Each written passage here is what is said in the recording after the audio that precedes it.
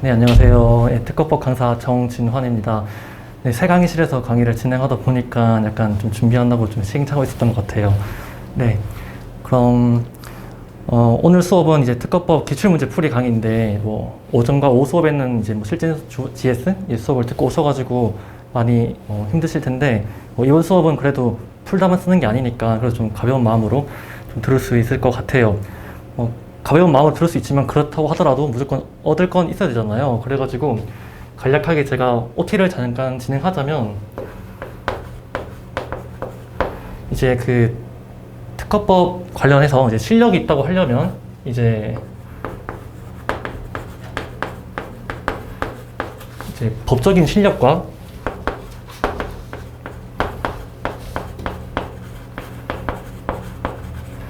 답안 작성 실력이 있다고 이제 구분을 할 수 있어요. 제가 1월 달에 이 부분에 대해서 공부 방법론에 대해서 잠깐 영상을 찍은 게 있는데 약간 그것과 좀 다시 한번 말씀드리자면 수험생 분들 중에서 나는 실력이 있는데 나는 시험에 떨어졌지만 다른 분들은 이제 실력이 나보다 없는데도 불구하고 붙었다라는 말을 한 번쯤은 들어보셨거나 이제 그런 경험이 있었던 분이 있을 거예요.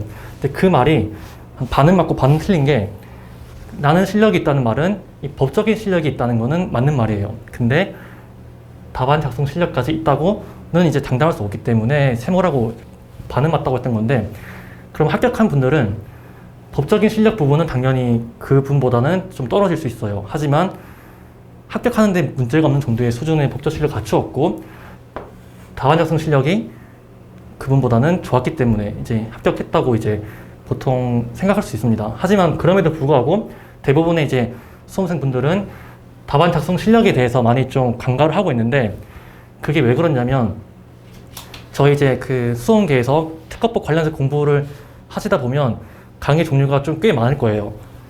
기본 강의, 그리고 판례 강의, 사례 강의 등등 있을 텐데 그 강의들이 여기 실력에서 어느 부분에 해당하는지를 한번 보자면 일단 기본 강의는 당연히 법적인 실력에 대해서 가르치는 강의이기 때문에 여기 해당할 거예요. 이거에 대해서는 이제 가르치지 않기 때문에 기본 강의는 여기 해당할 거고 그리고 요새 또 판례 강의가 중요하다고 해서 판례 공부를 많이 하시는데 이제 판례 강의 같은 경우에도 이 판례에 대해서 왜 이런 판시를 나왔고 거기에 대한 검토는 또 어떻고 그리고 이 판례에 대해서 이제 교수님들이 어떤 견해를 제시했고 이런 부분들도 어떻게 보면 법적인 실력에 대한 부분을 가르치는 강의이기 때문에 이 부분에 대한 언급은 없습니다. 그리고 요새 또 이제 선택 과목이 패스로페로 바뀌면서 3법이 되게 중요한 시대가 되었잖아요. 그러다 보니까 특허법 같은 경우도 사례 강의가 요새 많이 듣고 있는데 이 사례 강의 같은 경우는 문제이기 때문에 답안 작성 실력을 키우는 데 도움이 되는 강의지 않을까라 생각을 할 수 있어요.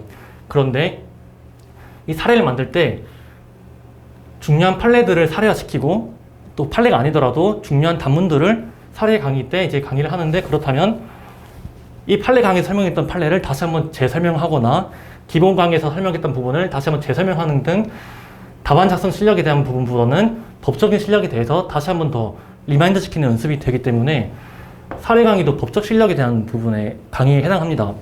그리고 기초 GS가 있을 거고 또 실전 GS가 있을 텐데 여기서도 보시면 기초 GS 같은 경우는 이제 2시간의 강평이 있을 텐데 그 부분은 보통 기본 강의를 듣지 않았던 분들이 대상으로 들으면서 한 2시간 동안 압축적으로 좀 효율적으로 수업이 진행이 돼요. 그러다 보니까 기본 강의 때 컨셉을 가지고 그대로 유지하면서 강의를 하기 때문에 법적인 실력 부분을 또 대상으로 하는 강의입니다. 그럼 마지막으로 이제 실전 GS가 있을 텐데 그럼 그 실전 GS 같은 경우는 답안 작성 실력과 관계가 있지 않을까 생각할 수 있지만 실전 GS 수업을 듣다 보면 그 문제를 이제 올해 출제될 것 같은 A급 판례들 그리고 A급 논점들을 문제화시켜서 만들다 보니까 강사님들이 중요한 판례들을 잘 써야 되기 때문에 그 판례들을 다시 한번 설명을 하고 그리고 이제 사안 해석을 할 때 어떻게 사안 해결을 하면서 이제 마무리 지어야 될 것인지 그 부분에 대한 강의를 하기 때문에 여기서도 이제 실전 GS가 법적인 실력 이 부분에 대해 강의를 하는 경향이 있습니다. 대부분의 강사님들께서.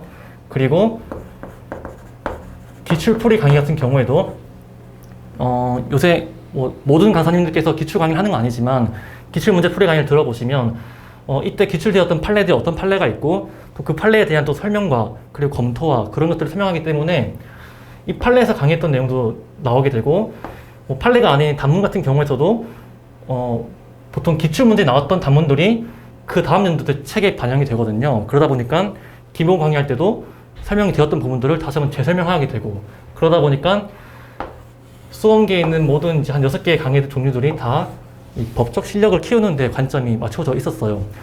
그럼 제가 처음에 말씀드렸듯이 답안 작성 실력을 정말 무시하지 못할 만큼의 비중이 있는 건데 과연 우리들이 이 부분에 대해서 좀 소홀히 하고 있지 않은가라는 생각이 많이 들었었고 저 또한 이제 공부하면서 많이 들었었고 그리고 합격하면서도 이제 이 부분이 되게 중요하다는 걸 많이 느꼈기 때문에 이 부분에 대해서 강의를 좀 진행을 해야겠다는 생각을 했었고 그럼 저는 이 부분을 어느 컨셉을 가지고 강의를 할 것인가로 봤을 때 기출문제 풀이 강의로 진행하는 것이 맞다고 저는 생각이 들었습니다. 왜냐하면 저희가 답안을 작성을 하는 그 대상은 기출문제를 답안에 작성하는 거잖아요. 그렇다는 것은 기출문제를 가지고 답안 연습을 해야지 직접적인 효과가 있는 것이지 실전 GS, 기초 GS 같은 경우에는 기출될 것 같은 판례들을 강사님께서 창작한 문제이기 때문에 실전 GS 가지고 연습을 충분히 할 수도 있겠지만 그 어떻게 보면 간접적인 효과밖에 얻지 못한다는 생각이 들어요. 왜냐하면 우리는 기출문제를 잘 풀기 위해서 답안 연습을 해야 되기 때문에 직접적인 대상이 기출문제를 가지고 연습하는 것이 가장 효과적이다라고 저는 생각이 들었기 때문에 기출 강의를 준비를 하게 되었고 저도 이제 수험생 때 많은 생각을 했지만 기출문제 강의가 기출문제 푸는 연습이 좀 많이 소홀히 했었어요. 사실 1차 때와 달리 2차 때는 한번 출제되었던 판례 같은 경우에는 재출제되지 않는다는 게 좀 뭔가 관행이었고 물론 이제 한번 출제되었던 논점, 간접침해 이런 논점들은 다시 한번 나올 수 있지만 구체적인 판례 같은 경우는 다시 한번 나오지 않는 게 뭔가 좀 관행처럼 느껴졌기 때문에 어차피 기출문제 보면 한번 봤던 판례는 안 나올 텐데 한번 나왔던 판례 안 나올 텐데 굳이 풀어야 되냐 강사님들께서 찍고 있는 실전지에서 나오는 그 판례들 위주로 공부하는 게 더 효과적이잖아 라는 관점에서 기출문제는 등한시하는 경우가 많은데 저도 물론 수험생 때 그렇게 했었기 때문에 그 부분에 대해서는 공감을 합니다. 저도 그랬기 때문에 하지만 그 관점에서는 기출문제 공부하는 것이 뭐 효율이 떨어진다 할 수 있겠지만 제가 말씀드린 답안 작성 실력을 키우는 데 있어서는 무조건 기출문제 풀어야 된다. 그리고 기출문제 바라보는 관점을 이쪽으로 둔다면 한 달 동안 저희가 공부를 할 때 많은 실력 향상이 있을 거라고 저는 장담을 합니다. 그래서 저도 강의를 할 때 한 달 동안 강의를 할 때 당연히 이제 그 문제에 대해서 법적인 실력 부분도 말씀을 드리겠지만 답안 작성을 어떻게 할 것이냐에 따른 관점을 가지고 강의를 진행할 것이고 이제 여러분들께서도 당연히 내용적인 부분도 뭐 도움이 되겠지만 답안 작성을 앞으로 어떻게 할 것인가에 대한 관점을 가지고 이제 수업에 임하셨으면 좀 더 이제 효율적인 좀 더 강의가 될 것 같습니다. 그러면 이제 이렇게 OT를 진행했고 이제 그럼 답안 작성을 어떻게 할 것이냐라는 부분에 있어서 일단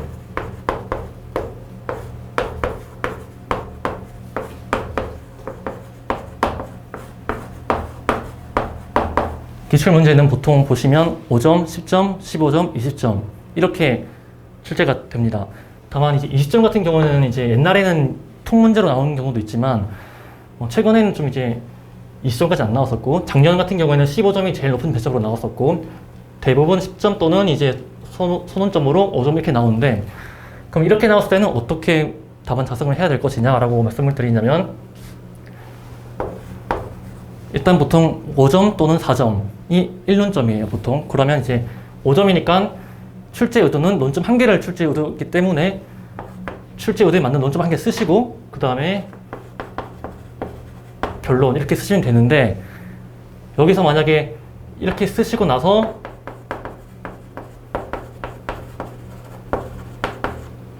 검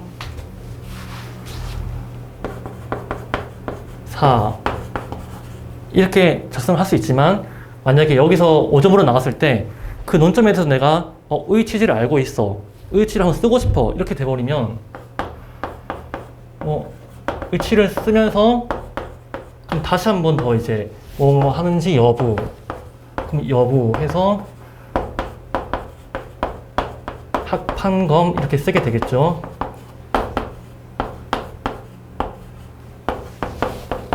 네, 그렇게 되면 당연히 논점은 빠뜨린 게 없어요. 하지만 이 내용이 한 번 더 중복해서 기재가 되게 되고 여기 한 번 더 들어가기 때문에 가독성 측면에서는 조금 떨어질 수 있다. 그래서 이렇게 쓰는 것보다는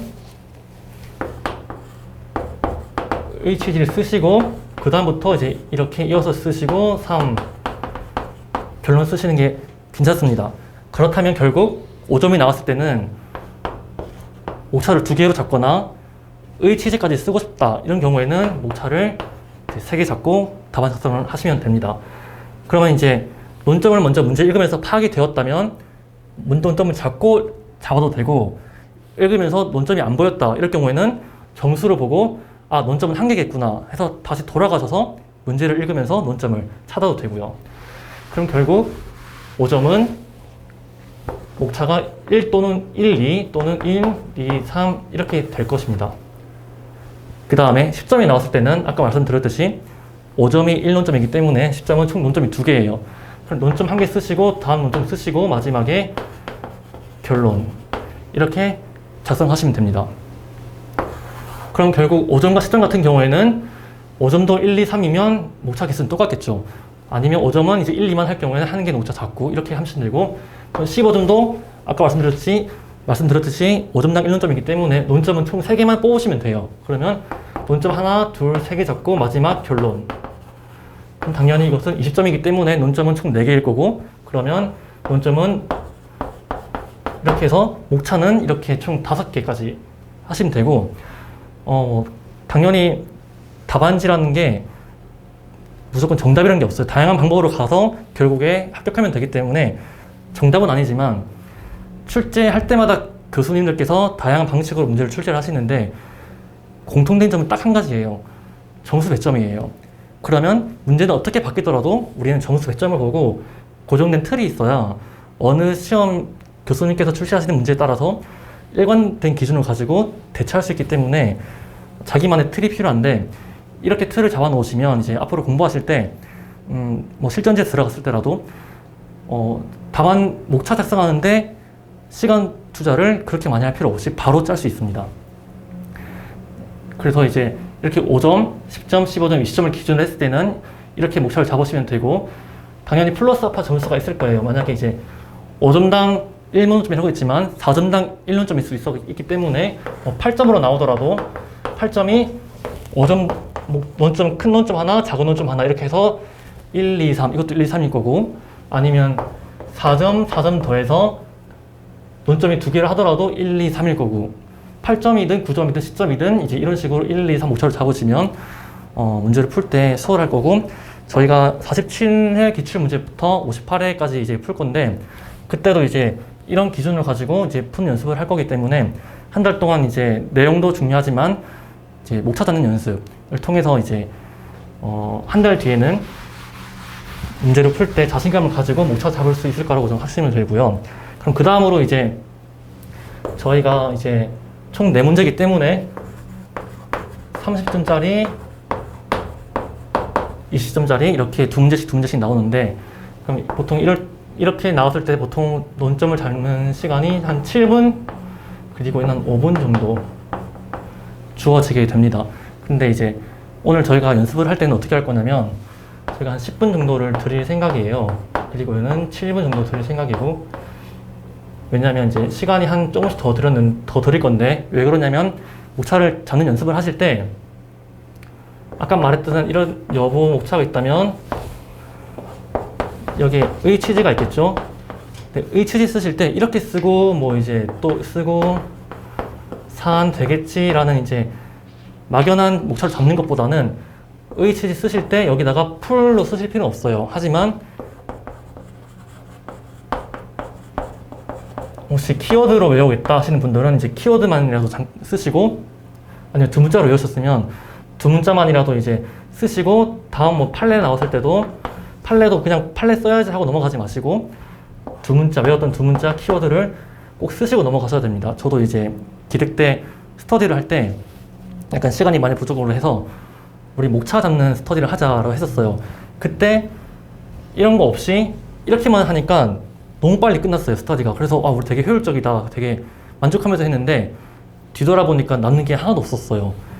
의 취지 쓰는 거는 솔직히 누구든지 쓸 수 있는 거예요. 의치지. 하지만 그 내용이 무엇인지 판례 이 목차 때 판례 쓰는 건 무조건 다 아는 거예요. 하지만 내가 그 시간에 판례를 잘 못 외웠기 때문에 지금 목차 잡는 것만 하고 다음에 좀 외우자 이렇게 생각을 해서 그냥 넘어가게 되면 결국에는 이제 안 외우게 되더라고요. 그래서 이번에 시간을 좀 더 들인 이유는 목차를 잡되 키워드랑 동작까지 확실히 이제 적으시면서 작성을 하시고, 그리고 만약에 기억이 안 난다 싶으면 이제 이 자리에서 이제 답지에 이제 판례가 있으니까 그 시간에 보시거나 아니면 혹시 보고 계시는 기본서가 있으시면 그걸 가지고 이 자리에서 바로 이제 한번 눈으로라도 훑으시면 그게 또 머리에 남거든요.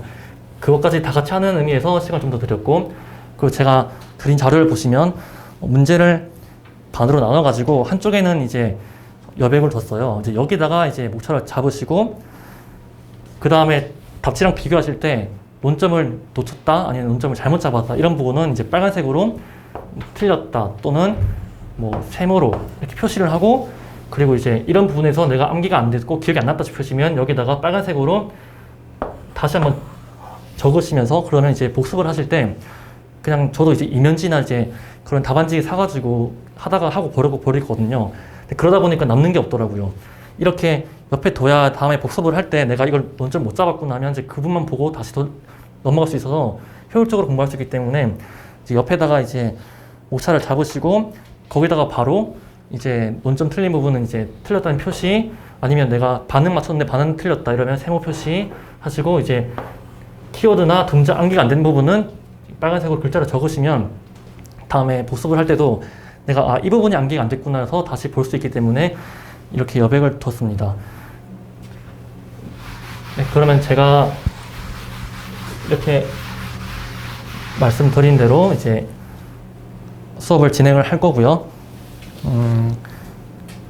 지금 이제 56분인데 1번 문제가 30분이어가지고 10분 정도 드릴 거예요. 그러면 10분 동안 목차를 잡으시고 말씀드렸듯이 잡은 다음에 답지 비교하시면서 논점 놓친 게 무엇인지, 암기가 안 된 부분 이 자리에서 바로 눈으로도 훑으시는 거, 이제 그 연습하도록 하겠습니다. 네, 시작하겠습니다.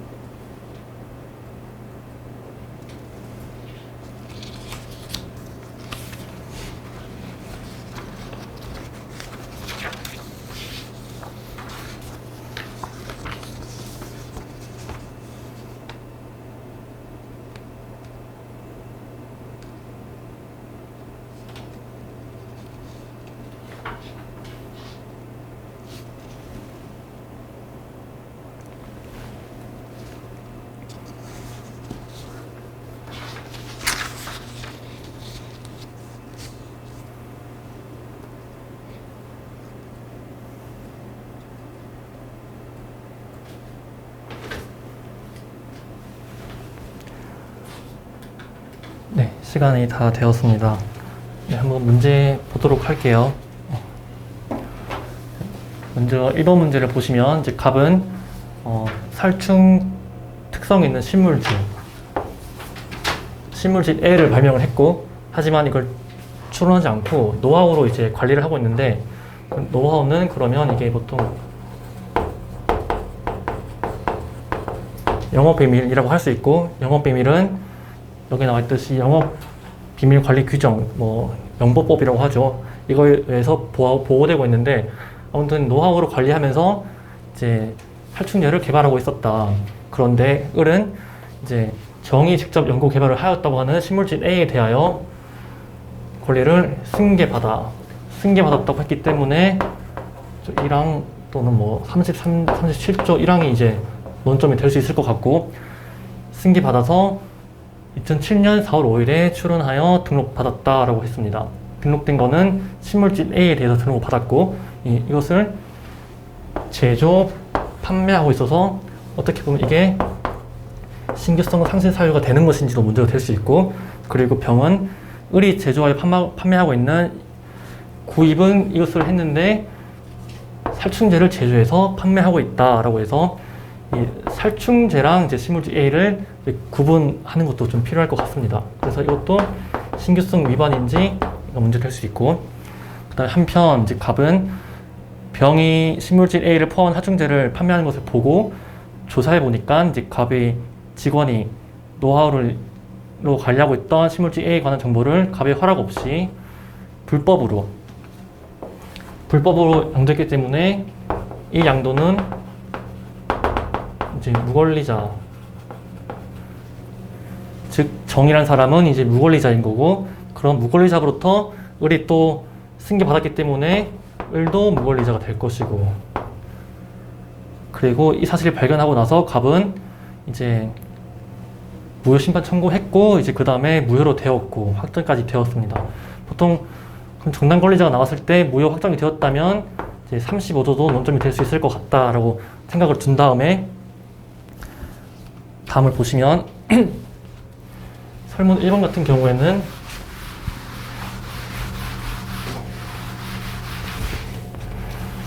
갑이 특허를 받을 수 있는지 여부, 그리고 갑이 특허 등록을 받기 위하여 취하여야 되는 조치 총 2개가 나왔고, 시점이기 때문에 논점은 총 2개, 그 2개를 문제 자체에서 주어졌습니다. 특허를 받을 수 있는지에 대해서 논점 1개, 그 다음에 받기 위한 조치 1개에서 총 2개이기 때문에, 또 시점이기 때문에 목차는 1, 2, 3 이렇게 잡으시면 되고, 그럼 첫 번째 목차는 당연히 이제 특허 가부 등록 받을 수 있는지라고 했을 때, 처음에 나왔던 내용을 보시면 특허를 받을 수 있는 권리를 뭐 승계했다 이런 내용이 나오기 때문에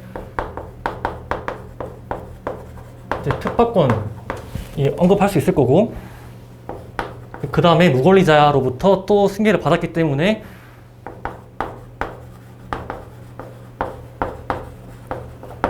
무권리자 승계에 따른 그 무효인 특허의 그 법적 취급,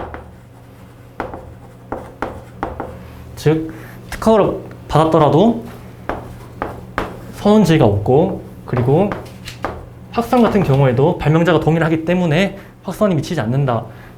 이 부분에 대해서 특허가 받을 수 있는지에 대한 논점이 될 수 있고, 세 번째로는 아까 봤듯이 을과 병이 제조하여 판매하고 있기 때문에 신규성 상실 사유가 될 것인지 사유까지 논점이 되겠습니다.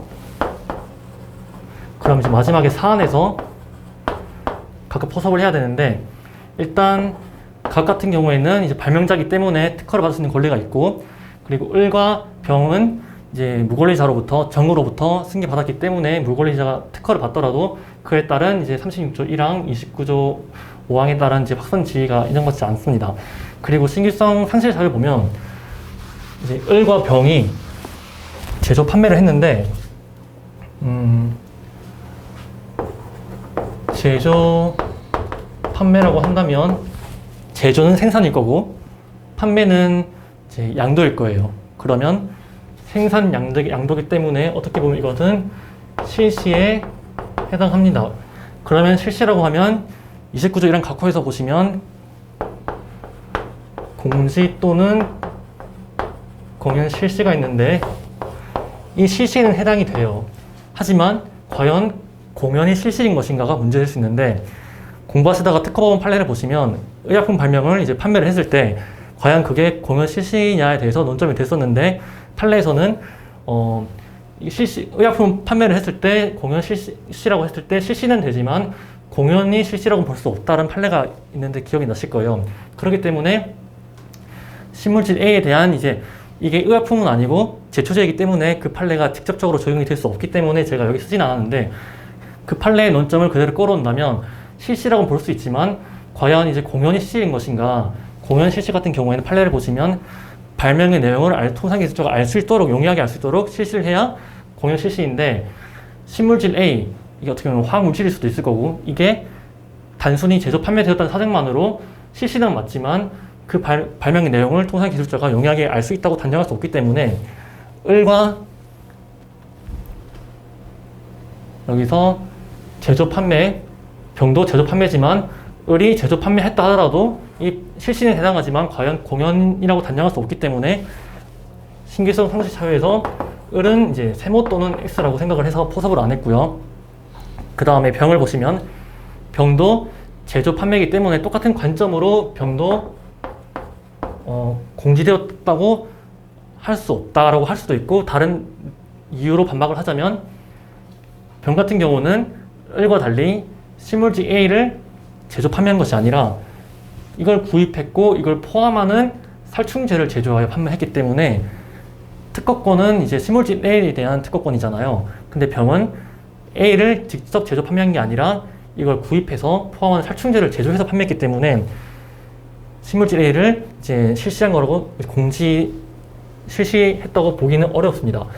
또 왜 그러냐면 갑이란 자도 발명은 신물질 A를 했는데 이것을 이용해서 농작물에 무해한 살충제를 개발하고 있었다고 하죠. 그만큼 신물질 A를 이제 살충제가 되기 위한 과정에서 신물질 A이 어느 정도의 함량을 가지고 있어야 되는지 그런 것들은 다시 한번 또 연구가 진행이 되어야 되고 개발이 되어야 하기 때문에 같다고 하기에는 좀 애매한 부분이 있기 때문에 병의 실시가 가지고 신물질 A가 바로 공지 또는 공연 실시되었다고 보기도 어렵다라는 관점이 있을 수 있습니다. 따라서 을과 병을 가지고는 이제 안 되지만 을이 이제 출원해서 특허 등록을 받았는데 이제 판례 하나가 떠오르실 거예요. 등록에 대한 판례. 등록된 경우, 설정 등록된 경우는 등록권과 되기 전이라도 공지된 것으로 본다. 그렇기 때문에 이게 공지되었다고 확실하게 말할 수 있겠죠. 따라서 사안에서 갑은 발명자이기 때문에 33조 1항 문제 없지만 이제 29조 1항 1호 전단 이것은 특허 등록에 의해서 신규성 위반이 될 것이다 라고 사안 포섭을 하시면 되겠습니다. 그러면 첫 번째 논점 1번은 잡았고 그럼 그 다음 논점은 조치 등록받을 수 있는 조치라고 했을 때 29조 1항 전단 공지이기 때문에 이것을 극복하기 위한 것은 당연히 30조 공지의 주장 제도가 있어야겠죠. 그래서 선언점으로 30조 적으시고 그리고 두 번째로는 아까 문제에서 봤지만 힌트가 나왔었죠. 무효신결 확정되었다. 이거 33조 사유를 가지고 무효신결 확정되었다는 것은 정당권리자 출원 35조 논점도 있겠습니다. 왜냐하면 30조 같은 경우에는 요건이 있어요.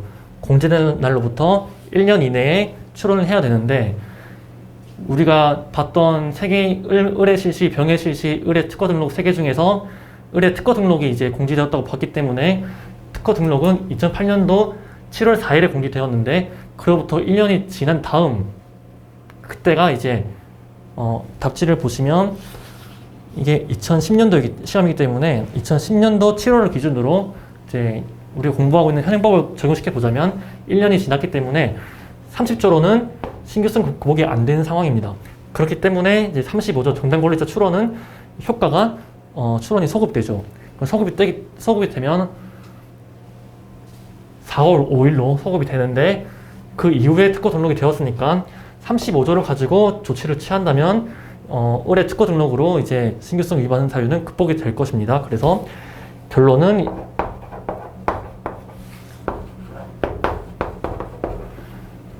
결론은 이제 특허 받을 수 있는지 여부에서는 29조 1항 전단 사유가 있지만 35조 조치를 취하면 등록 받을 수 있다라고 이제 마무리 지으면 될 것 같습니다. 네, 이 문제 같은 경우는 논점이 두 개인데 두 개를 다 문제에서 직접적으로 주어졌는데 여기서 만약에 목차를 이렇게 안 잡으시고 다르게 잡을 수도 있어요. 특허 등록 과부에서 이것들을 대목차로 무권리자 잡을 수 있고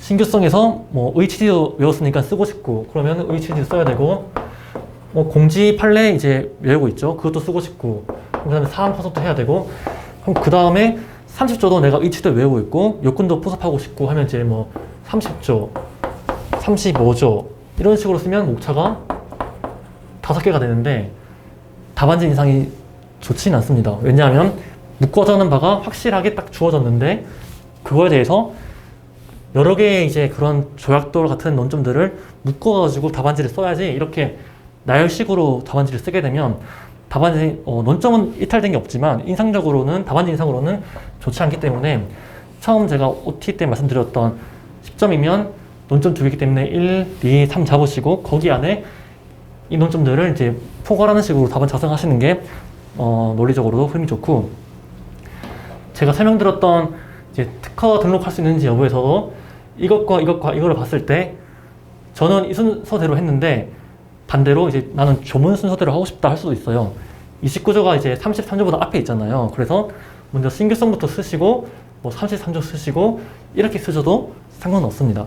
저는 이제 답안지 문제에서 주어진 대로 이제 쓰다 보니까 이렇게 썼는데 나는 이제 특허 등록 받을 수 있는지 여부는 이제 특허 요건에 관한 이제 거절 이유 규정대로 이제 쓰고 싶다 하시면 신규성부터 쓰시고 33조 쓰시고 이렇게 해도 무방합니다. 네. 그럼 3번 1번은 이제 이렇게 작성하는 걸로 하고 네, 그럼 이제 설문 2번을 보시면 갑은 이제 진정한 발명자라고 나와 있고 소급했다는 말로 보고 이제 35조 조치를 취했다고 보시면 되겠습니다. 조치에 대해 설명하시고 다음에 그래서 특허권을 받은 후에 이제 을 및 병의 실시 행위에 대해서 이제 침해 금지 청구를 했는데 이에 대해서 을과 병이 갑의 특허권에 대하여 법정 실시권이라는 이유로 비침해 주장할 수 있는지 설명하시고 13점이기 때문에 5점, 5점, 3점 이렇게 해서 논점 3개로 잡으셔도 되고 아니면 4점, 4점, 4점 하면 12점인데 1점 정도 이제 풀마한다면 이렇게 논점을 3개 잡을 수 있기 때문에 죄송합니다. 이제 목차는 총 첫 번째, 두 번째, 세 번째, 네 번째에서 결론 이렇게 큰 틀로 목차를 잡으시고 그 다음에 여기선 침해 금지 청구잖아요. 그래서 먼저 침해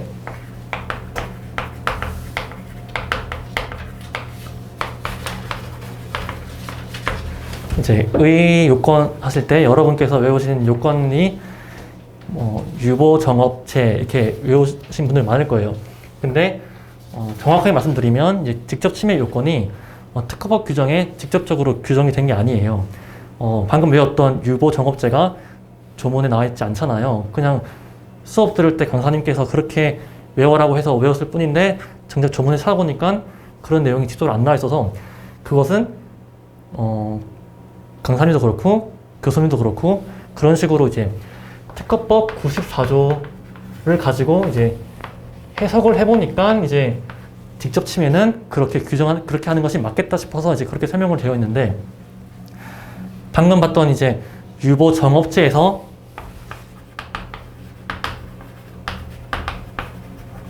이 정당 권한 부분이 이제 정당 권한이 없다고도 해석할 수 있지만 답안지에 보시면 이제 특허권자의 허락 없이라고도 되어 있죠. 그러면 이제 이 부분에 대해서 뉘앙스가 비슷합니다. 뉘앙스가 비슷한데 같지는 않아요. 이게 어떤 차이가 있냐면 침해 주장했을 때 이제 갑이 부인을 할 수 있을 거고 항변을 할 수 있을 텐데 얘가 갑에게 갑 너가 나한테 이제 허락에 의한 통선 실시권을 줬잖아.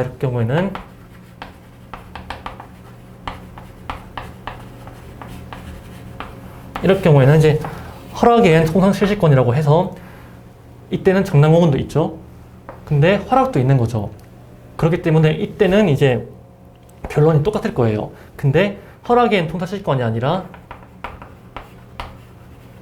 선사용권, 중령권 같은 경우에는 정당권은 되잖아요. 하지만 이거는 허락에 의한 통상 실시권이 아니죠.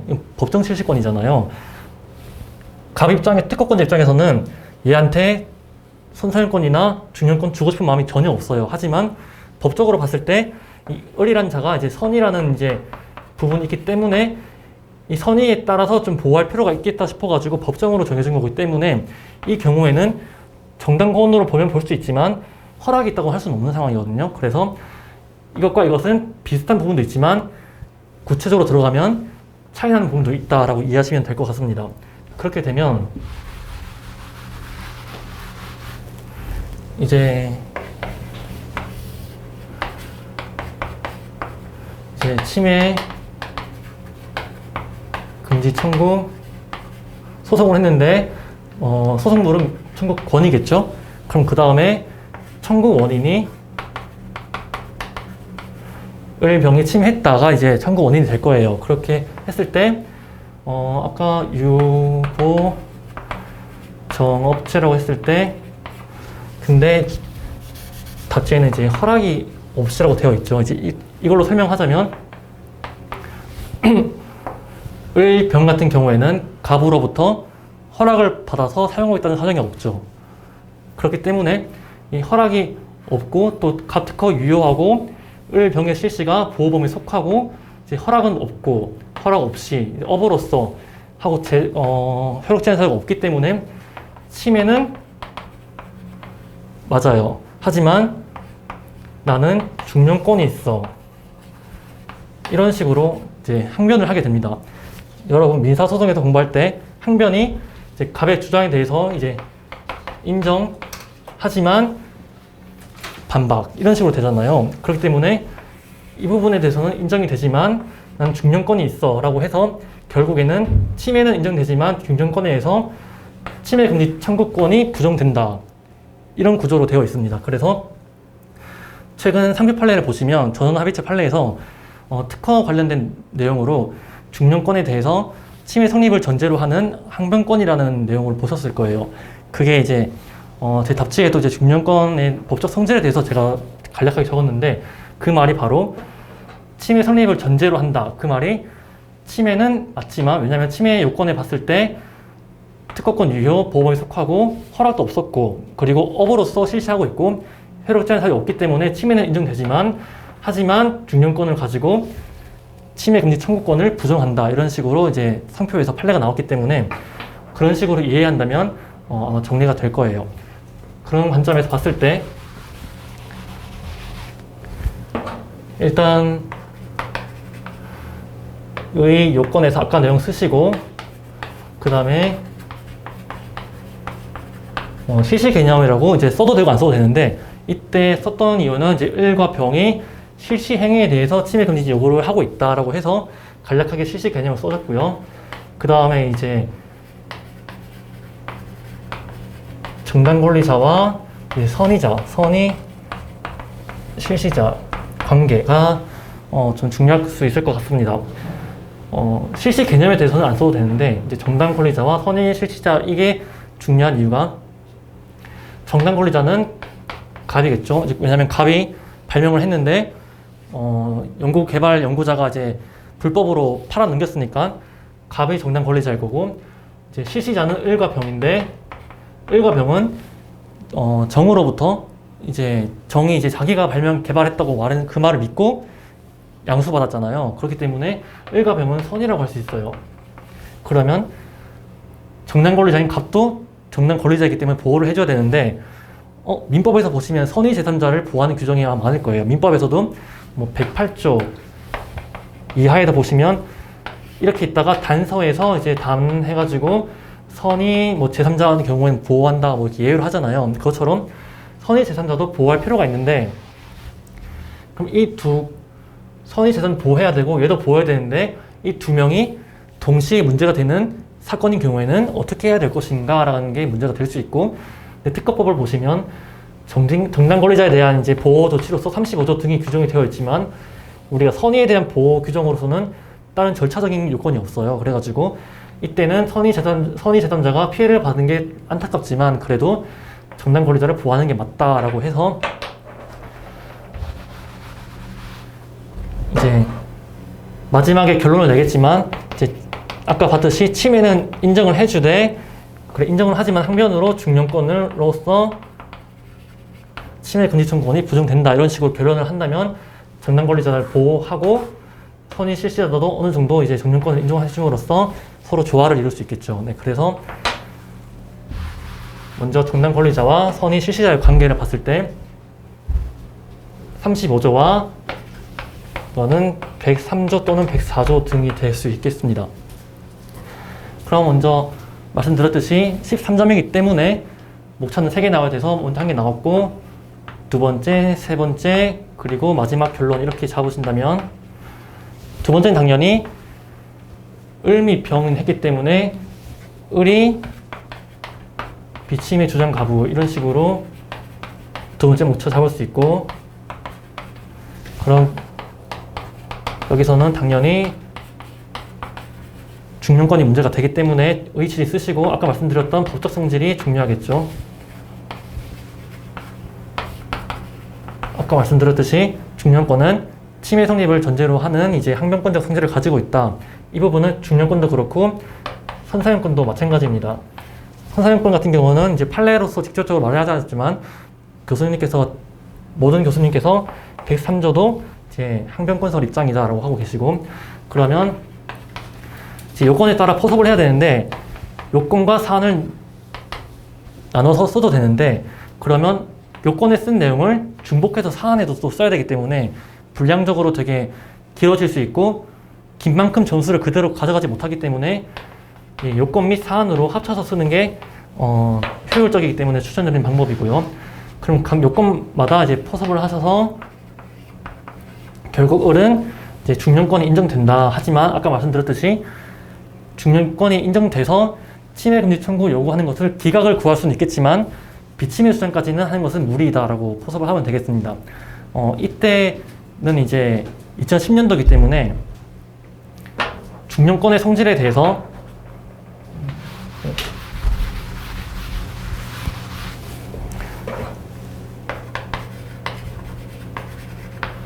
아까 법적 성질에 대해서 최근 나온 판례가 이게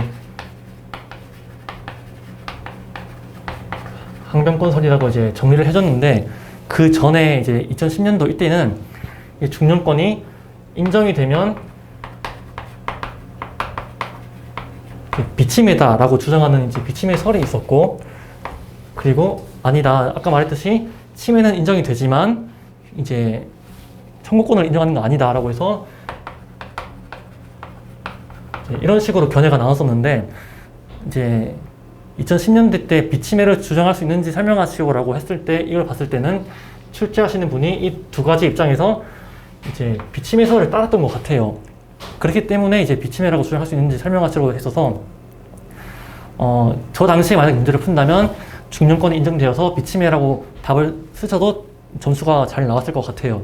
근데 지금은 이제 판례가 항변권설이라고 했기 때문에 지금에 따르면 이제 비침해라고 주장할 수는 없다고 보는 게 맞지 않나라는 게 저 개인적인 생각입니다. 그리고 아까 말씀드렸던 이제 침해 요건에서 좀 더 설명드리면 이제 96조에 이제 효력 제한 사유가 이제 규정이 되어 있는데 여기에 대해서도 이제 여러분이 아시는 유명한 교수님 두 분이 계시는데 이제 정차호 교수님, 신혜은 교수님 이렇게 두 분이 유명하시죠. 근데 이 96조에 대해서도 이제 해석이 갈리더라고요. 이게 효력이 제한된다는 것은 정차호 교수님은 아까 말했듯이 너의 실시 행위는 특허 발령의 보호 범위에 속하는 실시야 라고 해서 침해는 맞아. 하지만 각 특허권이 있을 거고 의뢰 실시가 있을 때 이 실시는 각 보호범위에 속하기 때문에 침해는 맞지만 이 효력을 제한하는 거야 라고 해서 하지만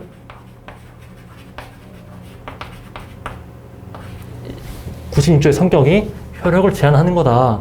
침해가 인정되지만 효력이 제한된다라는 게 정창욱 교수님의 설명이시고 반대로 이제 신은 교수님 또는 이제 조영선 교수님이시다. 네.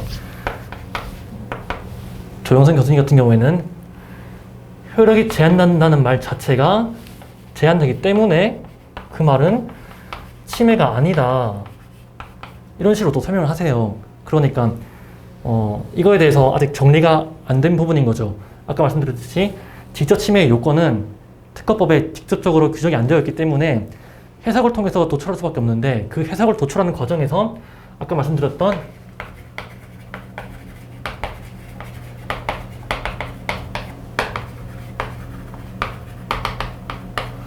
정당권은 없이와 허락 없이 이 부분에 대해서 좀 약간 견해가 갈리는 것 같아요. 그래서 같은 96조를 가지고도 이렇게 침해이기 때문에 효력 제한이다라고 하면 이제 침해는 맞다고 해야 되는데 조영선 교수님 같은 경우에는 효력이 제한되기 때문에 침해를 할 수 없다 이런 식으로 말을 해서 수험생 입장에서는 이분 말 들으면 맞는 말이고 저분 말 들으면 맞는 말이야 해서 혼동될 수 있는데 어떤 걸로 정리해도 상관없지만 아까 말씀드렸던 중령권 같은 경우에는 아까 판례를 보셨겠지만 침해가 인정되지만 중령권에 의해서 효력이 제한된다라고 설명을 가지고 한다면 이게 좀 더 맞는 것 같지만 이제 교수님마다 이제 작년에는 이렇게 설명했다가도 그 다음 1년 지났을 때는 갑자기 태도를 바꿔서 이렇게 설명할 수도 계시고 서로 이제 고정적인 견해를 가지지 않고 매번 바뀔 수도 있거든요. 그래서 지금은 이렇게 말씀하셨지만 나중에 언제 또 이분께서 이렇게 또 설명할 수도 있고 이분께서 이렇게 설명할 수도 있고 또 어떻게 바뀔지 몰라서 저는 그냥 상황은 이렇다까지만 말씀을 드리고 그냥 넘어가시면 될 것 같습니다. 그래서 결론적으로는 을 같은 경우에는 중령권으로서 중령권이 있기 때문에 비침해 준용할 수 있다 이렇게 해도 그 당시 맞을 것 같고 하지만 최근 판례에 따라서 침해는 맞지만 중령권으로서 침해 금지 청구권이 없다 기각을 구한다고 해서 비침해 조정까지는 할 수 없다라고 정리해도 될 것 같습니다. 그럼 1번 목차, 2번 목차 을까지 했었고 그럼 3번 목차로서 이제 병이 나오는데 병의 실시에 대해서는 일단 병이 보시면 구입을 했잖아요. 구입했다는 거에서 이제 권리 소진을 떠올리셔야 되는데 신물질 A를 누구로부터? 을로부터, 특허권자인 을로부터 구입을 했습니다. 그래서 먼저 권리 소진 의치 쓰시고 그 다음에 권리 소진 판례를 보시면 이제 특허권자 또는 특허권자로부터 허락을 받은 통상 실시권자부터 이제 양도 받아야 되죠. 주체가. 그 다음에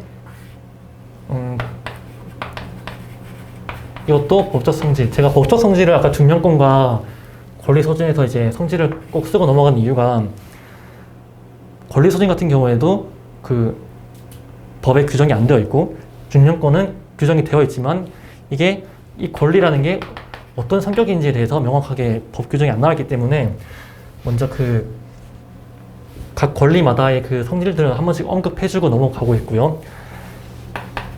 그럼 법적 성질을 보시면 여러 가지 견해가 있지만 저는 이제 뭐 묵소 거의나 뭐 이렇게 외웠었는데 다 쓸 필요는 없고 다만 이제 기억이 나신다면 이제 다 쓰시면 되고 중요한 거는 묵소 거의남 중에 이제 소진설이 되겠죠. 소진설 마지막에 그러면 이제 묵시적 소진설과 이제 소진설이 있다. 근데 소진설이 판례 입장이다. 이렇게 정리하시면 되겠고 이게 어떤 말이냐면 특허 발명품을 양도를 했다는 것은 그 사람에게 특허 발명품을 가지고 넌 실시해도 돼.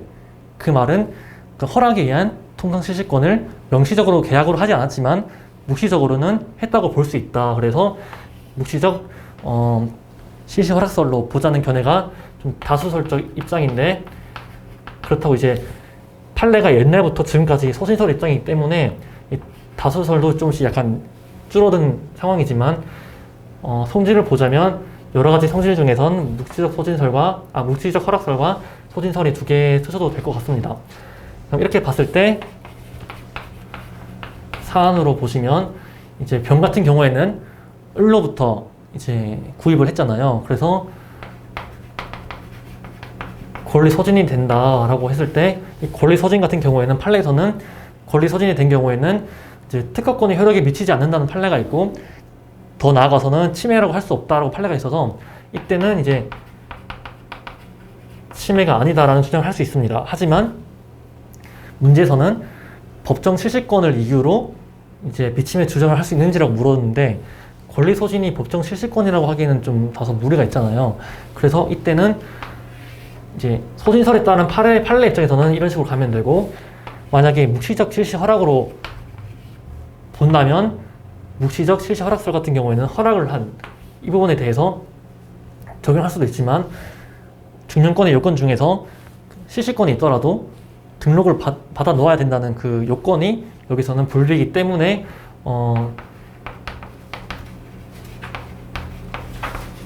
비침해 주장을 할 수 없다. 그리고 여기서는 비침해 주장을 할 수 있다. 이렇게 정리하시면 될 것 같습니다. 그러면 처음에 직접 침해 그리고 여기서 이제 요건 쓰시고 그 다음에 정당 권리자인 값과 선의의 실시자들의 관계에 있어서 어떻게 할 것인지에 대한 것, 그 다음에 을의 주장 가부, 병의 주장 가부, 마지막 결론 이렇게 정리하시면 되겠습니다. 그리고 이제 쓰실 때 이제 병 같은 경우가 문제가 좀 되게 애매한 것 같아요. 왜냐면 병은 법정 실시권이 없는데 비침해 주장을 법정 실시권 이유로 할 수 있는 것인지가 좀 되게 애매한 문제이긴 한데 이렇게 접근을 하셔도 되고 또 다른 접근 방법으로는 병이 자기에게는 중용권이 없어 하지만 을은 중용권이 있기 때문에 병은 을의 중용권을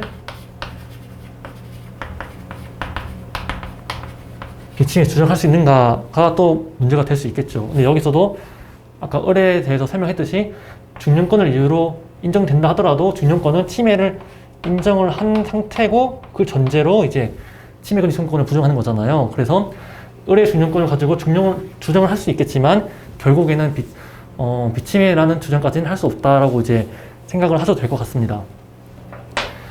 네, 그럼 설문 2번도 이렇게 문제를 푸시면 되고 이제 마지막 설문 3번 같은 경우는 7점이기 때문에 5점, 2점 이렇게 할 수도 있고 뭐 4점, 3점 이렇게 할 수도 있고 결국에는 목차는 두 개에다가 마지막에 결론까지 이렇게 1, 2, 3 이렇게 목차로 잡으시면 되고 그럼 1, 2, 3 있을 때 1번 같은 경우는 문제 주어진 대로 신기술을 노하우로 관리하는 경우 그리고 두 번째 목차는 이제 특허 추론하는 경우 그리고 마지막에는 이제 결론 이렇게 정리하시면 되고 여기는 이제 단문이기 때문에 먼저 의 써주시고 여기서 의 써주시고 문제에서 묻는 바대로 장단점을 비교해서 설명하라 했기 때문에 장점, 단점, 장점, 단점 이렇게 목차를 구성하셔서 작성하시면 되겠습니다. 네, 그래서 이제 답안지를 빠르게 한번 보면 설문 1번에 문제에서 주어진 대로 갑이 특허를 받을 수 있는지 여부를 한 다음에 저는 33조부터 이제 먼저 썼는데 신규성 29조부터 쓰셔도 되고 어쨌든 33조와 신규성을 이제 묶어서 작성하시는 게 논리적 흐름에 부합한다. 이거를 크게 대목차로 나눠버리면 이제 번잡해 보여서 가독성이 안 좋기 때문에 이렇게 묻는 바대로 대목차를 작성한 다음에 여러 가지 논점들을 이렇게 한꺼번에 이제 논리적 흐름대로 작성하시는 게 좋습니다. 그리고 무권리자 특허의 법적 지위에서 36조, 29조 사망 단서, 가 되겠네요. 네. 그리고 신규성 상신 사유에서 일단 공지된 발명이 일단 1호 전단이고 판례에서도 이제 설정 등록된 이후에는 등록 공고일 전이라도 공지된 것으로 보아야 된다. 이걸 짧게 한 줄 정도 치고 하는 게 좋을 것 같고, 이제 사안에서 이제 각각에 대해서 포섭을 하면 되겠습니다. 그 다음에 두 번째 목차는 조치로서 30조와 35조가 논점이 되기 때문에 이것을 묶어서 써주시고, 사안 포섭에서 1년이 도가 있기 때문에 30조는 불가하지만 35조가 가능하기 때문에 35조 조치를 취한다면 등록받을 수 있다라고 하시면 되겠습니다. 설문 2번은 점수가 13점이기 때문에 목차는 논점당 이제 5점당 1목차라고 한다면 1, 2, 3 마지막 결론 4 이렇게 하신 다음에 여기서 뭐 직접침해의 요건 그리고 뭐 실시의 개념, 왜냐하면 각 특허 발명이 물건 발명이잖아요. 그래서 그 물건 발명이 권리 범위가 어디까지 미치는지, 만약에 방법 발명인 경우랑 권리 범위가 차이가 나잖아요. 이제 그 부분도 언급하기 위해서 이렇게 간략하게 써도 되고, 뭐 답안 작성할 때 이제 시간이 부족하다 싶으면 의 요건 쓰시고, 서목차 3번 정당 권리자와 선의 양수인 간의 관계 이런 식으로 작성해도 되겠습니다. 그 다음에 이번 목차의 의리 비침이 주장 가부, 이게 중량권에 관한 논점이죠. 이제 중량권에 대해서 5점으로 쓰시는데 104조 의시 쓰시고, 법적 성질, 이게 판례에 대해서 항변권설이다 쓰시고, 마지막에는 요건과 사안을 따로 분리해서 써도 되는데 그렇게 쓰면 분량이 너무 늘어나는데 시간도 부족한데 똑같은 내용을 반복해서 써야 되거든요. 그럴 때는 그냥 요건 및 사안으로 해서 그 요건에 맞는 사안 그대로 이제 작성을 하시면 효율적으로 답안 작성할 수 있습니다. 3번 목차 병의 비침의 주장 가부, 권리 소진, 법적 근거, 사안 이렇게 하셔도 되고, 아까 말씀드렸던 이제 의뢰 중량권을 가지고 병이 자신에게는 중량권이 인정되지 않지만 의뢰 중량권을 가지고 이제 비침에 주장할 수 있는지에 대해서 저희 주장 그리고 최근 판례 태도에 따르면 할 수 없죠. 하지만 이제 이 당시만 해도 이제 비침 해설도 있었기 때문에 비침 해설 입장에 따른다면 의뢰 중량권으로 비침 해설 주장도 가능하다라고 볼 수 있겠습니다. 하지만 최근에는 이제 판례 때문에 힘들 것 같고요. 네, 이렇게 결론 마무리 지으면 되고, 설문 3번은 이제 단문이기 때문에 주어진 대로 7점 점수에 맞춰가지고 목차 3개 이제 노하우로 관리, 특허 수론한 경우 관리, 그 다음에 결론 이렇게 하시면 될 것 같고, 장점, 단점은 이제 한번 읽어보시고 이제 암기하시면 될 것 같습니다. 노하우가 이제 올해 또 이제 나올 수 있는 논점이기 때문에 이 부분도 이번 기회에 한번 좀 읽고 좀 암기 한번 하고 넘어가시면 7월 달에 한번 쓸 때는 좀 더 편할 것 같아요. 네, 문제 1번은 이렇게 마무리하는 걸로 하고, 이제 문제 2번으로 넘어가면, 이제 문제 2번 같은 경우는 좀 판례 문제라기보다는 이제 107조 재정 실시권 문제인데, 이번에 코로나 때문에 재정 실시권 이 107조가 되게 큰 논점이 되었어요. 딱 코로나가 딱 이슈 터졌을 때 모든 GS에서 107조 GS 출제를 했습니다. 근데 107조 안 나왔어요. 그래서 못 찍었어요, 강사님들께서. 그러다 보니까 그 다음 연도 때 이때도 코로나가 계속 활발한데도 이때는 GS에서 출제를 안 했고 실제 기출도 안 됐어요. 근데 이제 코로나가 이제 지금 또 끝물이잖아요. 이제 끝물일 때, 그리고 다들 방심하고 있을 때, 왜냐, 이제 코로나 끝나가니까 이제 재정 실시권 중요하지 않겠지, 그리고 GS에도 안 나왔지라고 해서 방심하고 있을 때 마지막으로 이제 끝물일 때 107조가 나올 수도 있기 때문에 이번에 107조 한번 눈여겨보시고 들어가는 게 좋을 것 같습니다. 이런 문제 같은 경우는 그냥 조문을 보고 답안 작성하시면 되기 때문에 딱히 준비하는데 어려움은 없어요. 하지만 이제 절차 조문이기 때문에 약간 귀찮은 게 큰데, 그 부분도 이제 시험을 생각한다면 이제 이번 기회에 또 읽어보고 하면 될 것 같습니다. 네, 문제 2번 7분 정도?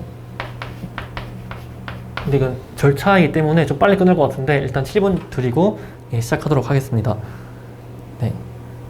네, 시작하도록 하겠습니다.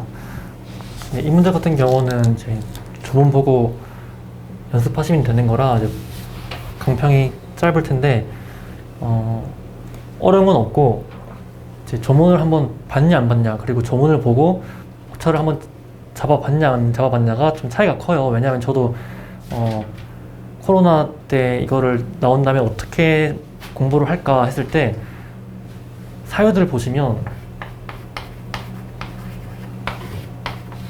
5가지가 있어요. 이게 불실시, 뭐 불충분 실시, 뭐 공공의 이익, 뭐 반도체 수출, 사유가 다 있고 각각에 대해서도 또 여러 개의 요건이 있고, 이거를 다 써야 될지 말아야 할지 고민을 될 텐데, 문제를 보시면 국내 수요를 충족시키지 못한다는 이유로이기 때문에 이것만을 타겟팅으로 해서 문제를 낸 거고, 여기서도 물질을 수출하고자 이집트라는 해외 수입국에 그러면 이것만 타겟팅을 한 거기 때문에 각각에 대해서 요건을 포섭하실 때 모든 것을 다 쓰고 넘어갈 필요는 없다라는 게 중요한 포인트고요.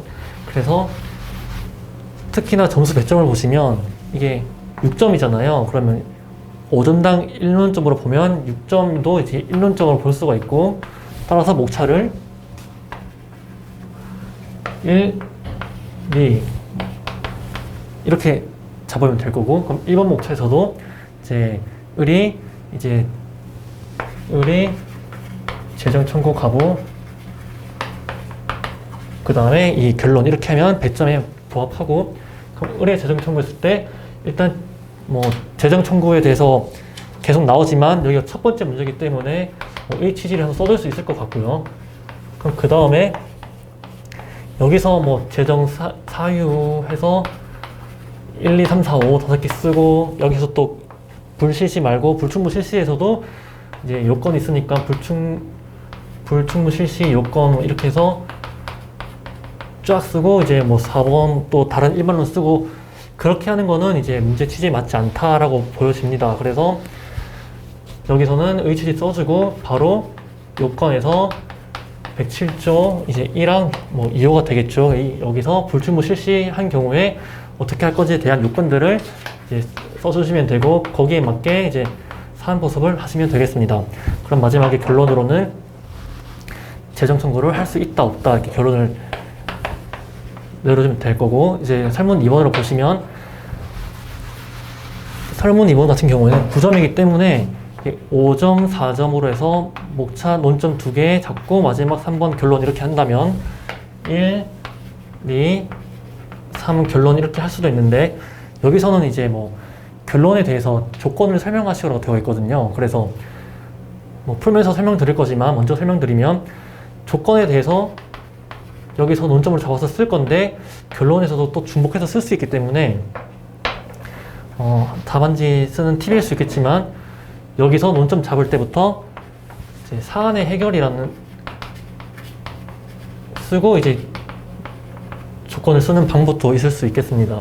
이게 어떤 거냐면, 하나의 논점을 잡고 이렇게 쓰고 마지막에 사안에서 사안 포섭을 한 다음에 별도 목차로 우리가 결론을 잡았었는데, 이 결론이랑 이 사안이랑 같게 쓰는 경우가 있어요. 이제 그럴 경우에는 중복 기재이기 때문에 좀 효율이 떨어진다고 볼 수도 있어서, 이때는 사안과 결론을 목차로 따라 잡는 것보다는 사안의 해결이라는 목차를 통해서 사안도 포섭을 하면서 결론까지 내렸다라는 인상을 줄 수 있기 때문에 목차를 잡으실 때 사안의 해결까지 잡으셔도 될 것 같습니다.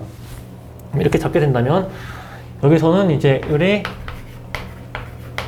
재정 청구 가보일 텐데, 이것도 이제 설문 1번과 같은 목차이지만 설문 1번 같은 경우에는 2호를 요건으로 했었고, 설문 2번 같은 경우에는 이제 5호를 요건을 하기 때문에 이제 요건에서 이제 5호를 포섭을 해주시고, 이제 사안 포섭을 해준 다음에, 다만 이제 재정 청구를 할 수 있지만 하려면 이제 어떤 조건이 필요한가로 봤을 때 그 조건에 대한 것을 이제 포섭을 해야 되는데, 이제 보통 판례가 나온 경우에는 뭐 합판검 쓸 수 있겠지만 간략하게 판례 사항이 이제 일반적인 목차 구성이잖아요. 이렇게 판례 나올 때는 판례검, 합판검 또는 판검사 이런 식으로 쓸 수 있고, 조문이 나온 경우에는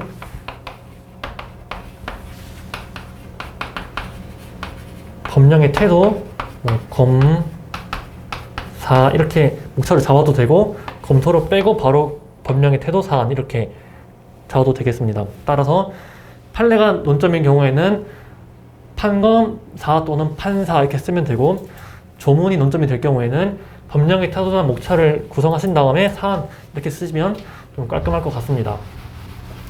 그럼 이렇게 이제 문제 2번도 설문 2번도 이제 잡았고, 설문 3번 같은 경우에는 5점이기 때문에 이것도 1논점이 되니까 목차 한 개다가 마지막에 결론 뭐 이렇게 쓰셔도 될 것 같습니다.